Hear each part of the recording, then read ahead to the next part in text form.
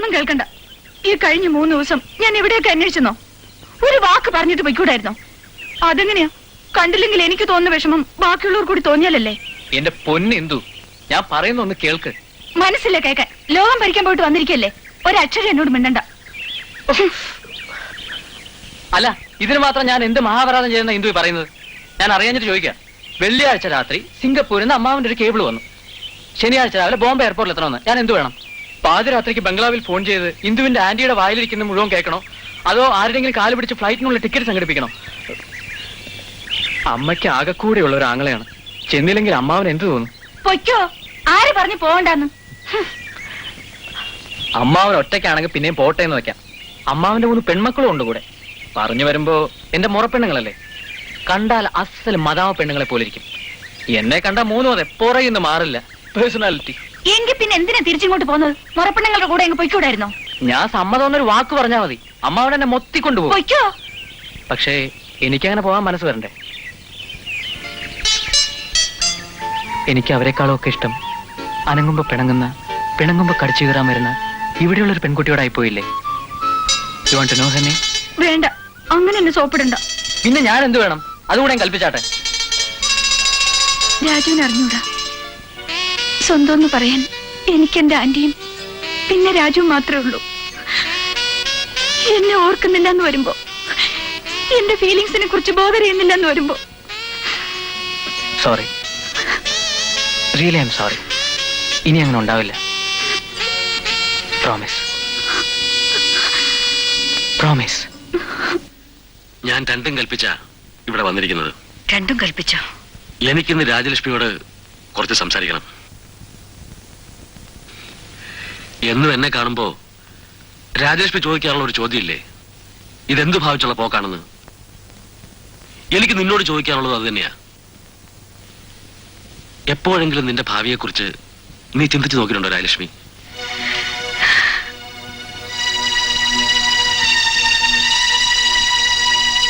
ഇല്ല, എനിക്കറിയായില്ലെന്ന്. 10-25 കൊല്ലം മുമ്പ് സംഭവിച്ചു പോയ ഒരു ദുരന്തത്തിന്റെ പേരിൽ ഇക്കഴിഞ്ഞ കാലം അത്രയും നീ നിന്നെ തന്നെ ശിക്ഷിക്കുകയായിരുന്നു.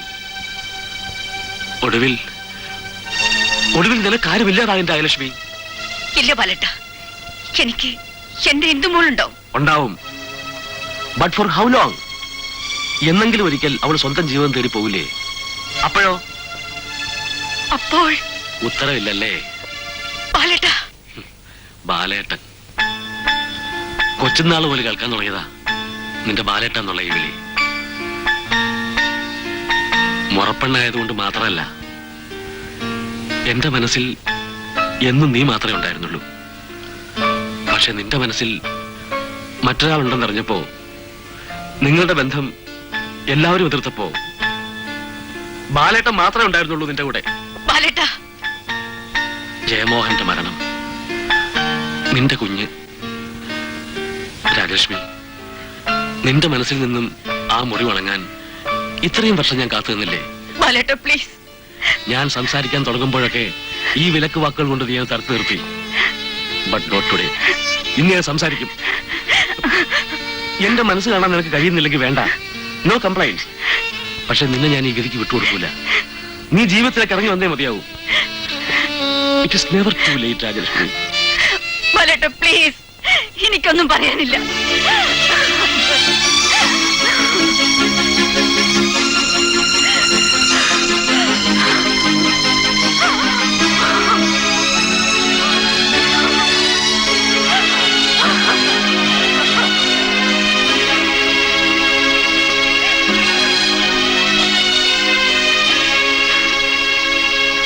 ഈ മുറി വന്നിങ്ങനെ കുത്തിയിരുന്ന എല്ലാരിനും പരിഹാരമായെന്നാവും നിന്റെ വിചാരം?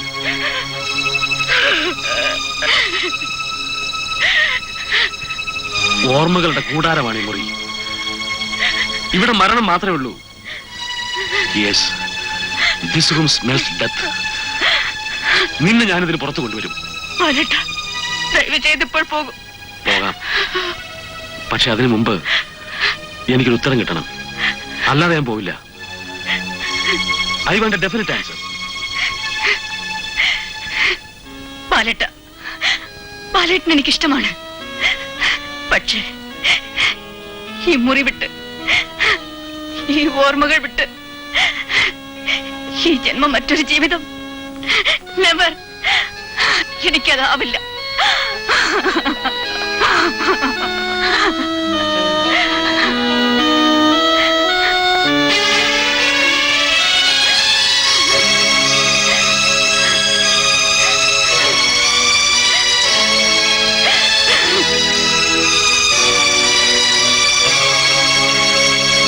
Operator, doctor Rajalakshmi here. പുറമേ നിന്നുള്ള കാളൊന്നും എനിക്ക് കണക്ട് ചെയ്യണ്ട. I don't want to be disturbed. വിസിറ്റേഴ്സിന് ആരെ അയക്കണ്ടെന്ന് റിസപ്ഷനിലൊന്ന് പറഞ്ഞേക്കോ. Thank U.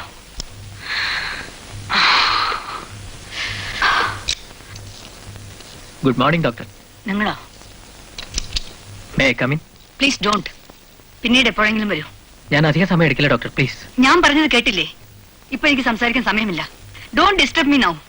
ഏതായാലും ഞാനിവിടം വരെ വന്നു പോയില്ലേ? നിങ്ങളോടല്ലേ പറഞ്ഞത്? അല്ല ഡോക്ടർ, ഞാൻ just get out. Sorry doctor, ഞാൻ പോവാം. Really I am sorry.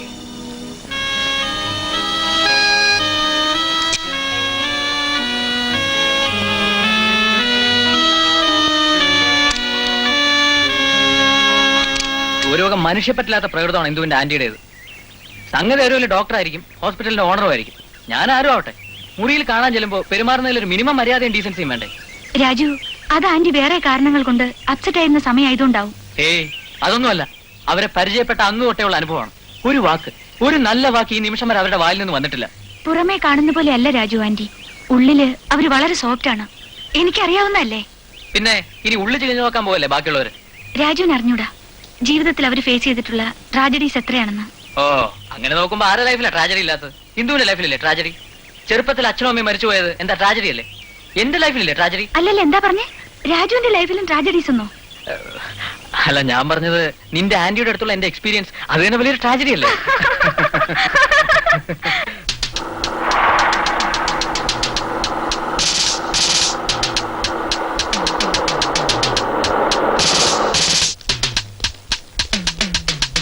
എങ്ങോട്ട് പറ?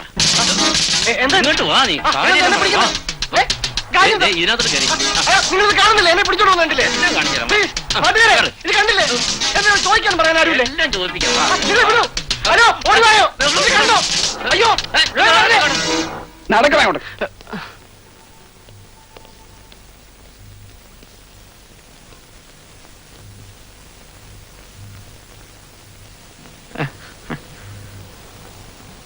താൻ കഴിഞ്ഞ തവണ വന്നപ്പോ എന്ത് പറഞ്ഞിട്ടാണ് ഇവിടെ നിന്ന് പോയത്? അത് പിന്നെ സാർ, അതായത് എന്താ ഓർമ്മയില്ലേ? ഇല്ലെങ്കിൽ പറ, ഓർമ്മിപ്പിക്കാം. വേണ്ട, ഓർമ്മയുണ്ട്. ഒരു മാസത്തിനെ അച്ഛനോട് പറഞ്ഞ് കാര്യങ്ങൾ ഉറപ്പിക്കാമെന്ന്. ഉറപ്പിക്കാമെന്നല്ല, നടത്താമെന്ന്. ആ. ഇന്നലെയായിരുന്നു ഒരു മാസം തികയുന്ന ദിവസം. ആ, ഇത്ര പെട്ടെന്നോ? ഞാൻ അറിഞ്ഞില്ല. അറിഞ്ഞില്ല അല്ലേ? ഇന്നലെ വൈകിട്ട് 5 മണിക്ക് മുമ്പേ താൻ എന്റെ അടുക്കൽ വന്ന് വിവരം റിപ്പോർട്ട് ചെയ്യണമായിരുന്നു. ഇങ്ങോട്ടോക്ക്. ഈ കേശവ പിള്ളേക്കാളും ബുദ്ധി തനിക്കുണ്ടെന്നുള്ള വിചാരമുണ്ടെങ്കിലേ അതങ്ങ് ഉപേക്ഷിച്ചേക്ക്. വഴുതി മാറാനാണ് പ്ലാൻ ആണെങ്കിൽ അത് നടപ്പില്ല. എന്റെ അടുക്ക വേഷം എടുത്താലുണ്ടല്ലോ അയ്യോ,